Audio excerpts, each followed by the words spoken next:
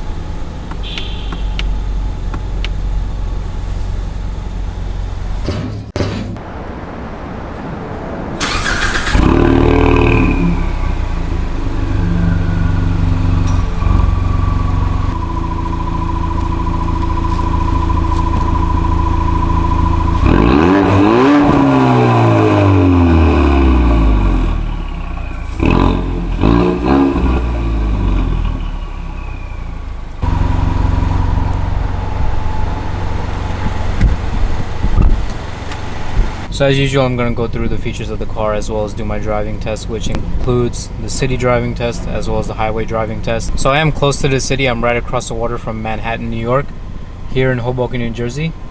And luckily, it's just as annoying to drive in as Manhattan. So that's where I'll do my city test and I'll give you guys my thoughts in terms of how it drives. And then luckily, I'm close to Jersey City, so I'll do my highway driving test there when I hit 78. So let's get started.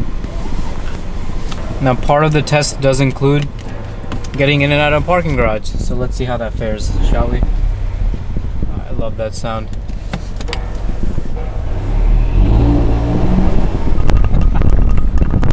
I'm not sure how well the mic is picking it up, but that sound.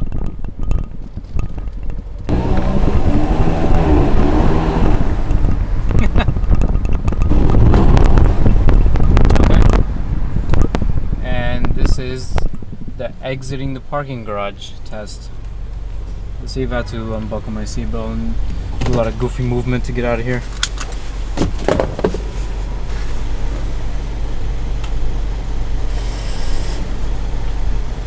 So I had to unbuckle my seatbelt. See, it does kind of feel like you're sitting in a bit of a bathtub because the doors are so tall. And I have my receipt, which I can... There you have it. There's the exiting the parking garage test. I'd say that's a pass. I'd give that a solid B. Alright, out on the road. It's not gonna sound as cool anymore, but some things I immediately noticed about this car. Yes, the car has a lot of character. You are getting into a Mustang. It doesn't really feel as technical as, say, a German car. Even though you do have the dashboard with all the digital readings, which is really, really cool. The sound is great. This is the 4-cylinder turbocharged EcoBoost engine. 310 horsepower, 350 foot-pounds of torque, but it doesn't really feel like it has 350 foot-pounds of torque. Comparatively, my BMW 328i has about 240 horsepower, 260 foot-pounds of torque, and that, in certain instances, feels a little bit quicker than this car. So yeah, normal city driving, luckily this isn't automatic, so it's not too much of a headache.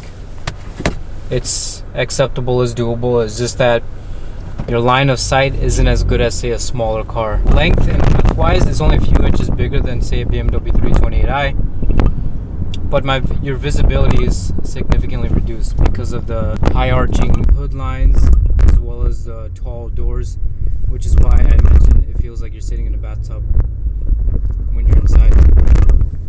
The quality of the interior, it is a bit cozy. It does feel better than older Mustang interiors, which is completely cheap and horrid.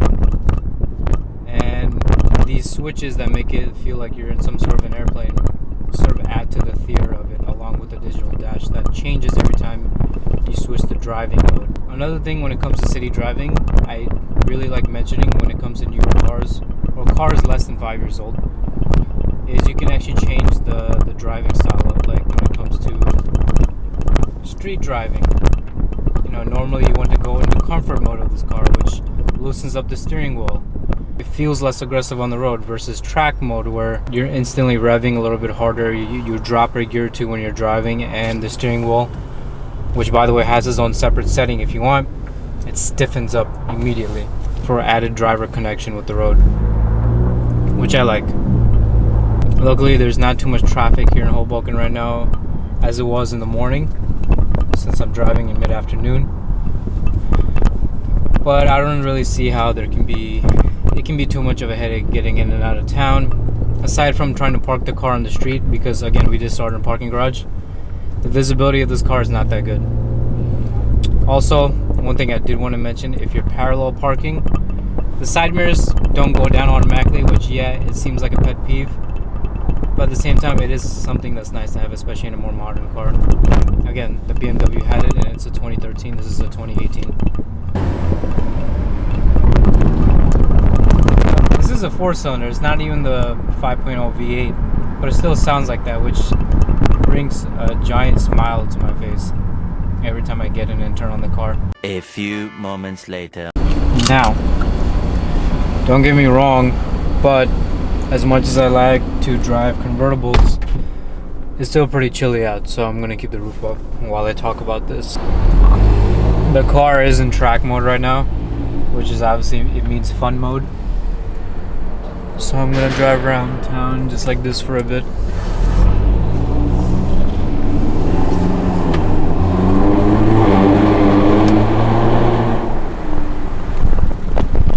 Yeah, did I mention it's the fun mode? Sounds good.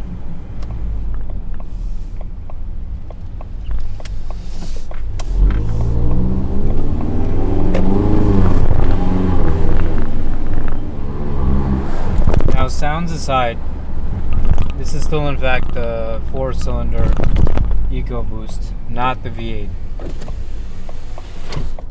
But at the same time, it still retains this classic Mustang character. What do I mean by this? I mean, when you're getting in the car, you definitely feel like you're driving an American car, which means it feels a little bit cheaper than nicer luxury German cars like BMWs and whatnot. Also, like you can tell from a few seconds ago, when you hit a bump, you definitely feel that thing.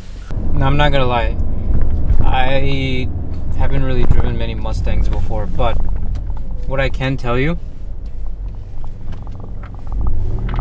is that there are certain things that make this car far less superior than, say, like its German counterparts, for example, a 3 Series. And I understand that. What are you doing, bud? And I understand that people will get more value out of certain cars if they just compare the specs and buy accordingly. But there's one thing that I know for a fact that you can't really compete against, and that's the character and the history of the Mustang. And after driving this for a few hours, I can definitely tell you guys that this car has infinite personality. You're drawn to it somehow. I was reading YouTube comments the other day, and I saw where somebody wrote something like, the Mustang has heart. Just don't get me wrong, obviously numbers do account for something, especially if you're creating a car, obviously. But there's just something that draws you to this thing that I can't really put into words unless you actually drive one. Now, are there better options out there? Yes, obviously. This is the convertible, the heavier one, the less rigid one. It is an automatic. It has a transmission that it's confused most of the time. There's a track mode in this thing, but at the same time, the suspension feels soft. It doesn't feel like you can go into a corner with much confidence, but at the same time, when you hit a bump, you feel all of it. So there's that weird conundrum where it feels like a boat, but at the same time not. So that's not really a good place to be in. You should either be, this is a very comfortable, luxurious car to drive, or it's a very spirited, corner-focused Mustang. And this sort of falls flat on both ends. One thing I do appreciate, however, is, like, aside from the cheap plastic, which is quintessentially American, the switches and the dials in the dash are made of this aluminum trim, and I kind of kind of appreciate some of the thought that went into it. Is it better than an AMG interior? By all means, no. But it's still fun to look at, and it's fun to press my hazard signal because it feels like some airplane switches. I'd like the interior LED lighting, and by far the dash is like the coolest thing ever. God, I really can't ignore the sound in this thing. It's just so satisfying. I wouldn't expect that from a 4-cylinder EcoBoost engine, but Ford really did a good job with the EcoBoost. They use it in pretty much a lot of different cars that they build, and it's suited for a variety of different applications. Now, would it be better with the 5.0? Obviously. The Coyote engine is pretty cool, very fast, puts down a lot of power, guzzles a lot of gas, which I can understand why they would have an EcoBoost option for more conscious enthusiasts in terms of gas mileage. But you know, power and Mustang and V8s, it all goes together. I do like the fact that you can put the top down, but at the same time, again, the coupe is a better option. Overall, would I get this car? It depends what my options are. But if I were to get a Mustang, it would be a coupe and it would be a 5.0. Now, don't get me wrong, there's tons of fun little things that you can do if you get a Ford EcoBoost. But at the same time, if you're gonna put money into a car, you might as well just start off with a V8 and get the power, get the acceleration that you want, get the torque that you want, and overall, you have a V8 Mustang. And these Mustangs with the independent rear suspension and actually handles the way, you know, modern cars are supposed to, you can't really beat it. I 100% understand the allure of these things now, since I am a BMW owner, I will admit. Right, so I switched the camera angle for you guys, so let's go on a quick freeway ride. It's pretty early in the morning, so the roads are nice and open. Yesterday I had a bit of an issue with way too much traffic on the road, maybe because it was warm out finally, so. Okay, there's pretty much nobody around.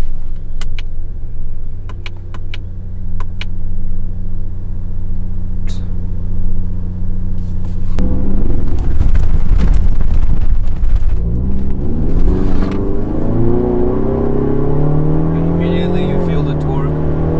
Third gear is definitely when it comes to life.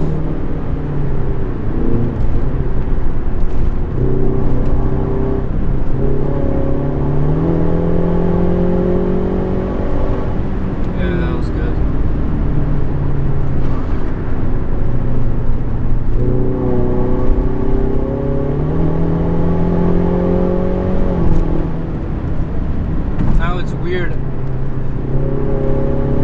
Even though these are fairly long straightaways, when you're turning the car,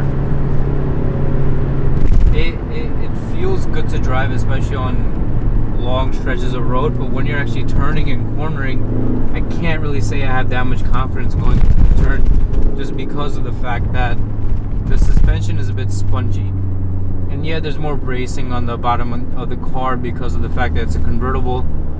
But I'm sure it loses some of its structural rigidity at the same time as well. For some reason, the suspension is supposed to be upgraded and better, but again, it feels soft, and I can't help but feel every bump in the road every time I drive by or drive over them.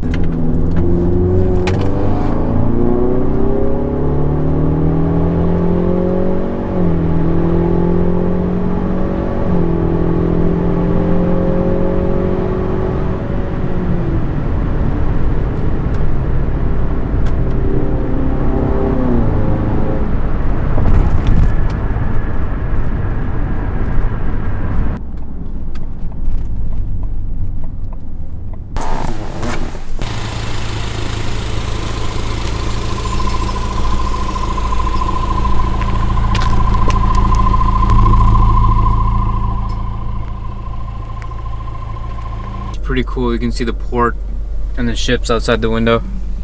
But yeah, there you have it, Ford Mustang EcoBoost. Pretty good car to drive for casual spirited driving, but if I were to get the car, it would be a 5.0 V8 coupe, not the convertible. More to come in a bit.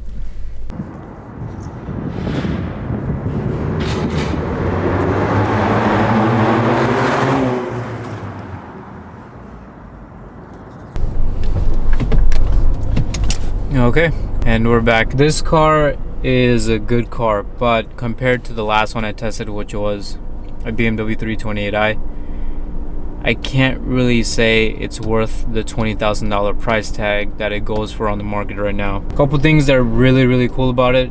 Obviously it has a modern updated interior with a digital dash, which I thoroughly enjoy. These switches here on the bottom have like this fun airplane fighter jet feel to it. This illuminated LED lighting everywhere that you can change colors of.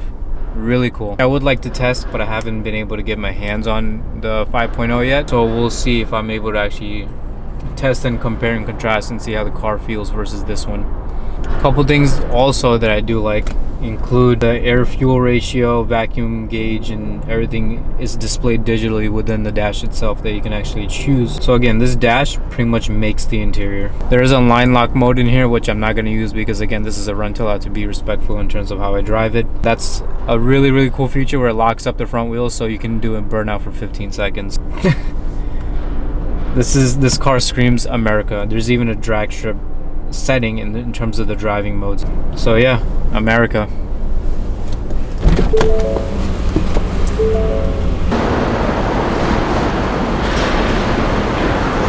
One thing about this car that I like is the fact that you can lock it while you get out. So overall, would I recommend this car? I can't be too certain because there is a coupe version out there and there's also a 6-speed version. The suspension is a little soft and the transmission doesn't really know what to do at times.